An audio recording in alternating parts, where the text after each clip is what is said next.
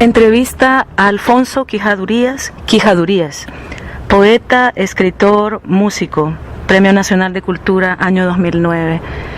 Un gusto, Quijadurías, gracias. Un gusto mío. Bueno, quería que me contaras, ya que estamos en Quesaltepeque, donde naciste. Sos un niño que naciste en el Quesaltepeque que ya se va difuminando, quizás ya no, solo lo recordamos quizás como vos nos podés contar. ¿Cómo era ese tiempo para vos, cuando eras niño? En ese entonces creo haber visto el paraíso, haber vivido en él. Me refiero al paraíso natural, cantidad de árboles, cantidad de pájaros, muchos ríos y muchos ojos de agua en los caminos que transitábamos en el campo. Mi vida transcurrió, parte de mi infancia transcurrió en el campo. Luego la ciudad para mí fue como una pesadilla porque despertaba de la inocencia, de la ingenuidad del campo a la maldad que vibra así en las ciudades conflictivas como ha sido siempre nuestra sociedad. ¿Y qué llegó primero, la poesía o la ciudad a tu vida? Bueno, posteriormente que comienzo en mi adolescencia a ver otros mundos, a leer, tener otras lecturas, eso me permite de alguna manera urbanizarme. Viví en San Salvador, pero siempre viajaba entre San Salvador y Quesaltepeque, nunca perdí el vínculo. Me acuerdo que leí un poema de un tren que viajabas. Sí. Ese poema que aparece de aquí en adelante retrata de alguna manera mi infancia. Es en cierto sentido un poema biográfico. ¿Quiénes te comenzaron a inspirar? Bueno, mira, en mi familia siempre, especialmente durante el tiempo de mis abuelos, se respiraba ahí un aire intelectual. Mi abuelo estaba interesado siempre en el periodismo local. Y por el lado materno, Quino Caso, que es un escritor bastante conocido, es parte de mi familia. Pero también en los medios como el mío, que era un hogar humilde, siempre llegaba algún tío que te hablaba de Rubén Darío, de Alfredo Espino, y te empujaban pues a leerlos. Así yo descubrí a Darío, a Rubén Darío, que fue para mí el maestro que me guió dentro de un nuevo sentido de la poesía, ¿no?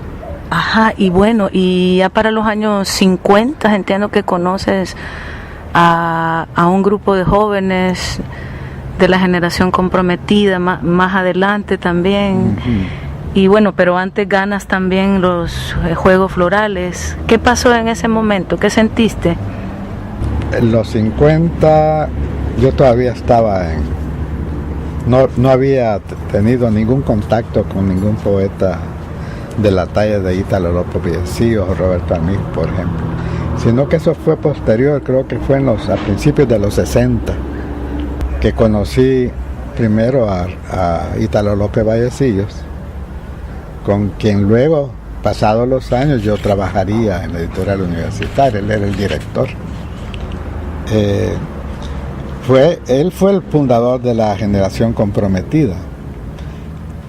Creo que hay un equívoco cuando en ciertos estudios, ciertos ensayos, se me ubica como miembro de la generación comprometida, pero realmente yo pertenezco a una generación posterior a la de Ítalo. Es una generación que yo me he dado en llamar espontánea, porque no pertenecen a ningún grupo específico, como es el caso de David Escobar Galindo, de Ricardo Lindo, de Eduardo Sancho, de Alfonso Hernández, de Mauricio Marquina, que andábamos dispersos. ¿Y cuál fue el momento de tu primera publicación, por ejemplo? Bueno, cuando llego a trabajar a la editorial universitaria, ahí aparecen mis poemas en la universidad, una revista que se llamaba La Universidad. Y te lo acostumbraba a hacer una plaqueta, o sea, un pequeño libro dedicado a la literatura. Y fue así como aparecieron por primera vez mis poemas. ¿En qué año? Eso sería 67, 68. Y luego, O 66. ¿qué viene después de eso? ¿Seguís escribiendo? ¿Cuándo empezaste a pintar? Bueno, a la par de escribir, pintaba siempre, pero de una manera instintiva, sin que me sintiera pintor. Nunca me sentí pintor. Pero es interesante que mis amigos en su mayoría eran pintores, no poetas. Y, por ejemplo, yo fui muy amigo de Antonio García Ponce. Antonio García Ponce. Él era Ponce García, pero se cambió el nombre, el apellido. Y siguiéndolo a él, descubrí la Academia de don Valero Lecha, porque él estudiaba ahí pintura. Bueno, yo llegaba todas las mañanas y don Valero, recuerdo que me decía, bueno, si todo vienes la mañana y veo que te gusta la pintura, ¿por qué no traes pinceles y pintura y haces lo que ves? Y no, pues yo nunca me sentí pintor. Pero pero veía y lo que la maestría que yo veía en los alumnos, yo me sentí incapaz de hacer un cuerpo, pues, con modelo. Ahí estaba la modelo y ellos la pintaban y con una perfección sin discusión, ¿no? Y yo digo, jamás podría hacer eso, jamás podría reproducir eso. Pero con los años, pintando, insistiendo e insistiendo, han ido apareciendo cuadros. Fui descubriendo los colores, fui descubriendo las formas, descubrí un gran truco en la pintura. En la pintura el gran truco es observar. Puede ser una mancha cualquiera, observar esa mancha, porque esa mancha tiene forma, ¿no? Entonces de esa manera fue como me fui introduciendo en la pintura. ¿Y a tu amigo Ricardo Aguilar Humano, cómo lo conoces? A Ricardo, bueno, a pintor. Yo recuerdo que cuando conocí a Ricardo Humano, me fijé en sus manos. Y yo dije, tiene manos de escultor, de pintor. Y justo, fue a través también de Ricardo que conocí a otros pintores como Los Huesos, ¿no? Entonces, como fíjate, esto viene a como te dijera, a empujar más la idea de que mis amigos no fueron poetas ni escritores, sino que en su mayoría pintores. Que en el caso de Ricardo, pues escribe también. Le conocí un buen texto a Ricardo en esos años que se perdió. Era un texto así muy surrealista. Desgraciadamente se perdió, pero era un buen texto que también me dio un nuevo rumbo, pues una nueva idea de lo que es de la imaginación, del poder creativo. Y bueno, paralelamente al trabajo de la poesía, también las luchas sociales en la década de los 70. ¿Qué pasa con Quijadurías en esa época? Bueno, ya en los años 60 ya había participado en manifestaciones políticas. Conocí a Armijo y Armijo era comunista, pues él perteneció al partido. Y entonces a través de todo ese círculo de amigos uno se va ideologizando, tomando partido. todos eran marxistas, maestros en la universidad. Y entonces fueron mis maestros. Pero al mismo tiempo, sabes que Alfonso fue parte de otra revolución oculta en los 70. Sí. ¿Qué pasó? ¿Puedes contar? Participé pues en las manifestaciones. Cuando había que protestar contra algo injusto, salí. Di la cara siempre he dado la cara en ese sentido. Y hay poemas que se refieren a la represión que había, ¿verdad? Sí, al momento histórico de esa situación. Entonces anduve entre los marxistas como un gato, como un gato, con los pasos así. Con cautela. Con cautela, porque siempre ocurren cosas oscuras, ¿verdad? ¿Y a Canadá cómo es el...? Espérame, y luego vienen vienen los 60s, que es, en los 60s hay toda una revolución, y esa revolución es el hipismo. Entonces hay una confrontación en mí, dentro de el materialismo, el marxismo que habían tratado, que había leído, me había sido transmitido, otra visión diferente, mágica, digamos, esotérica, a través de las drogas y a través de la música, a través de todo lo que estaba ocurriendo en esa época. Pues era imposible que tu mente no revolucionara, que era una revolución en todo sentido, hasta en el paladar, las comidas cambiaron, cambió la manera de vestir, la manera. ¿Cómo fue tu experiencia? De ser, como la momento? de alguien de esa época. Y la característica era el pelo largo, dejarse la barba, eso era físicamente. Y eso era estar en contra del Estado. Claro, y no era fácil en esa. Hoy todo el mundo anda peludo y barbudo, pero en esa época era una ofensa. Ahí te tiraban piedras, te gritaban cualquier tontería, te agredían, hombres y mujeres, niños y todo. Te decían brujo, allá va el brujo, porque alguien le había dicho que era brujo porque andaba barbudo. Y entonces no era fácil andar de pelo largo. Hoy es oficial ya. ¿Y cómo se vivió aquí en El Salvador eso? Porque en otros lugares pues... Bueno, mira, fíjate que somos un patio de Estados Unidos, pues, y lo que ocurre en Estados Unidos ayer, ¿verdad?, llega el día siguiente, pues, o el mismo día. Entonces la influencia del norte siempre ha sido muy fuerte, ¿no? Además, mucha gente, muchos muchachos y muchachas venían de Estados Unidos en esos años. Ya venían vestidos de una manera diferente, pensaban diferente. Y ese intercambio de ideas te cambiaba. Además, no solo venían de Estados Unidos, una generación que estudió en Francia, ¿verdad?, que participó en el 68 en los movimientos de liberación francesa, que había uno que decía: desabróchate el cerebro, pidamos lo imposible.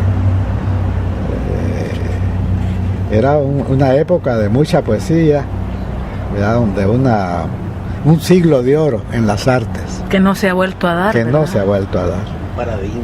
Es un paradigma. Y bueno, ¿hay alguna anécdota en especial que quieras contar de ese momento? Del hipismo, de la amistad. Bueno, fue una época de mucha unión, fíjate, de mucha comunión, independientemente de la clase social a la que pertenecía. Pues nosotros estábamos con gente millonaria, burgueses, ¿no? Con el campesino. Con campesinos, con los obreros, con todo el mundo, con la cocinera, con la señora, ¿verdad? Rompimos esas diferencias feas, ¿no? Y al mismo tiempo la represión, ¿verdad? Que venía emergiendo. Y al mismo tiempo la militar represión que venía, sí. Ya pues ya había una subversión, ¿verdad? Cerca de los 80, que se vislumbra pues una violencia de mayor alcance. Comienzo a participar con la Resistencia Nacional y me designaron como secretario de propaganda de Fenastras. Ahí conocí a Bernabé Recinos, que era el líder de Fenastras. Entonces eran años yo sentía mucho miedo, pues. ¿Y qué hacías? ¿Cuál era tu papel de tu trabajo? La propaganda de Fenastras, los informes, si había una huelga, pues ¿verdad? Y bueno, ¿en qué momento ya es cuando sales para Canadá? ¿Cuándo se da esto? Eso es posterior.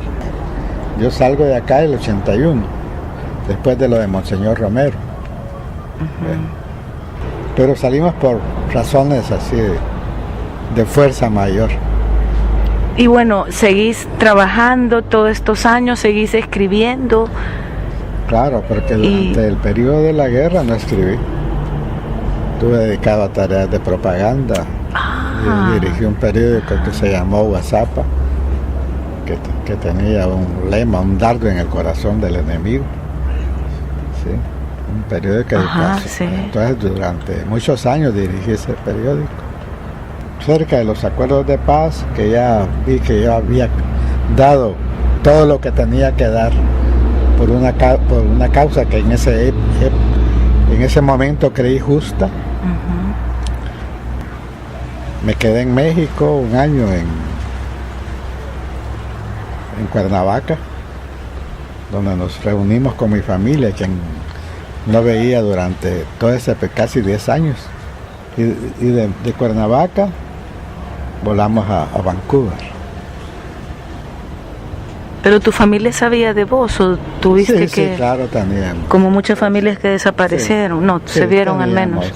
De alguna manera, contactos. Ya es a punto de terminar la guerra que ocurre esto. Pero Sí. los hijos de Alfonso participan en la guerra. Dos de mis hijos son guerrilleros, sí. Fueron guerrilleros. Estuvieron en WhatsApp. ¿Y qué pasa con ellos? ¿Están uno en vive Canadá? en California, el mayor, que se llama Alexander, y Manrique, que es abogado, que vive en esta casa, dele esta casa. Claro. Entonces comienzas después a trabajar ya en poesía, a escribir después de la guerra.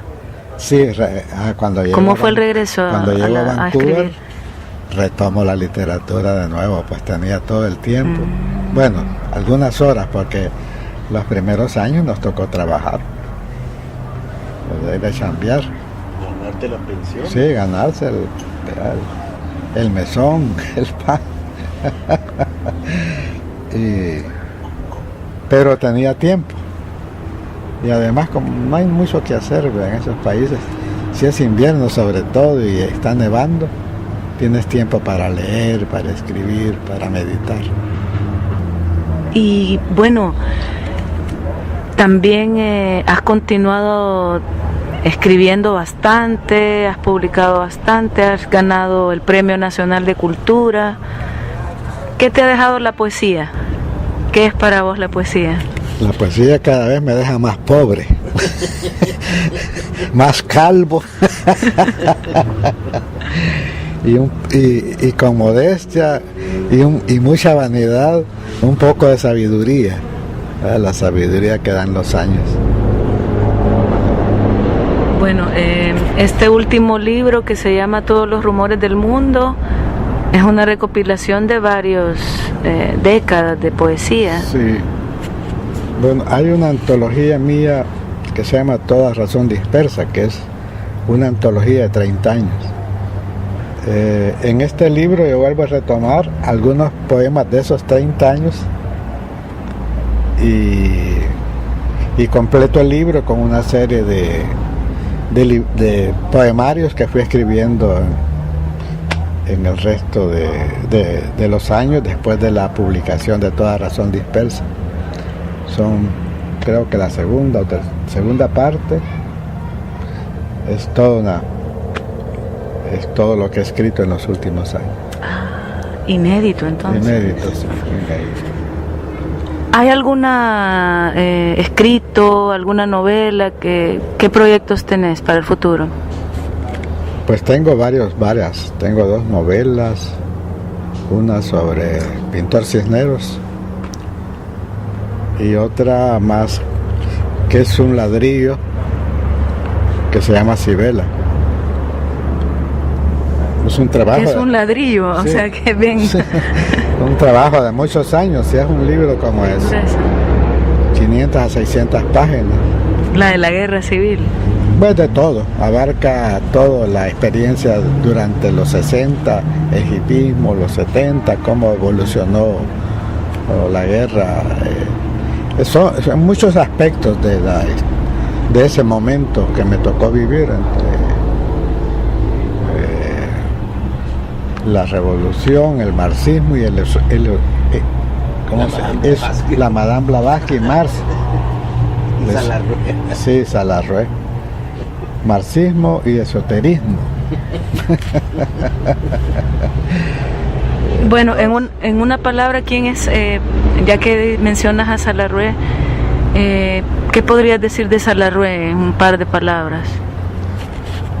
Un hombre sabio, un gran escritor, un poeta enorme. ¿Y lo conociste? Sí, un gran silencioso.